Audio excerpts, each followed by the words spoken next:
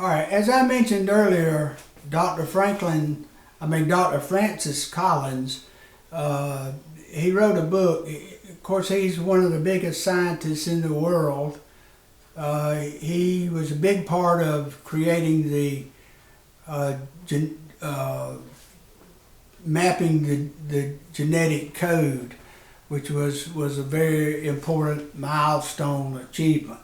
But what was interesting to me is I read a book that he wrote, and I could have misunderstood, but it seems that he said he really didn't believe in a personal God, but at some point he was walking in the woods and saw how beautiful everything was.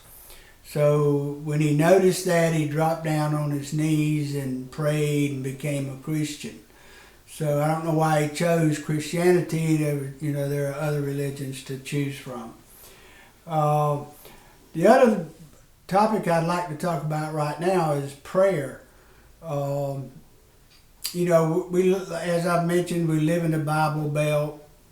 Prayer goes on all the time, and people pray, and I suppose that when they pray, it's meaningful to the person doing the praying. And there have been study after study that's been done, and if they do a statistical study, and if the group performing the study is Christian, then the proof will turn out to be, it'll show that praying actually heals people. Now, they pray mostly to heal people, or to avoid a war, or to win, I suppose, to win a war.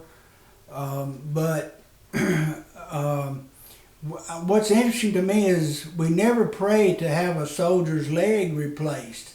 So what we have is apparently we have a God that he can make people sick or well. We can make them well, but he can't restore a leg or arm or something like that. So that's one thing I wanted to mention. And another thing is about the soul. I've never been clear on exactly what a soul is. I know a lot of Christians hope and pray that there is a soul, and that soul at some point will go to heaven. I guess there wouldn't be a hell unless some people are going to go to hell, or there wouldn't be one. But I personally don't believe that there is a heaven or a hell. A lot of people have said, well, I was fine 10 million years before I was born, and when I die, I'm going to be fine for eons after I die. One of the most prolific writers in that area of the soul is Daniel Dennett, one of the four horsemen that we've mentioned earlier.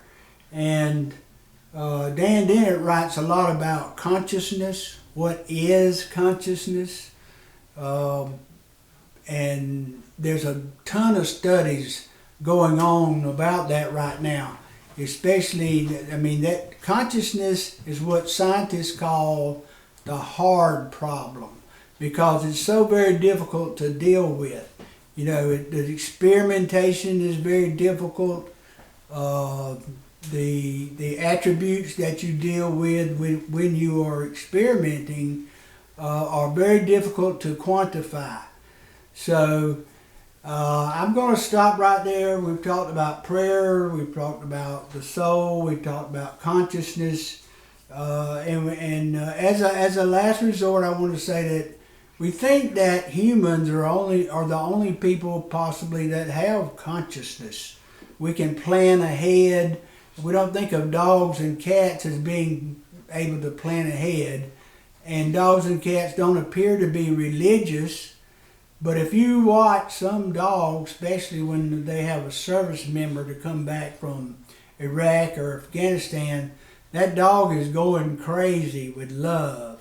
So it's really hard to determine whether You know, you think a dog, some pets, some animals might have consciousness. So the last thing I want to say about consciousness is our brain is locked in a bony skull. You know, the only way it can see to the outside is with touch, smell, taste, hear, and there's five senses, and we all know what they are. But anyway, our brain, that's all we have to communicate to see what reality is. So I'm going to stop right here, and then I'm going to pick up again on consciousness in the next video. So we'll be covered it, in my opinion anyway, we'll be covered it pretty well. Thank you.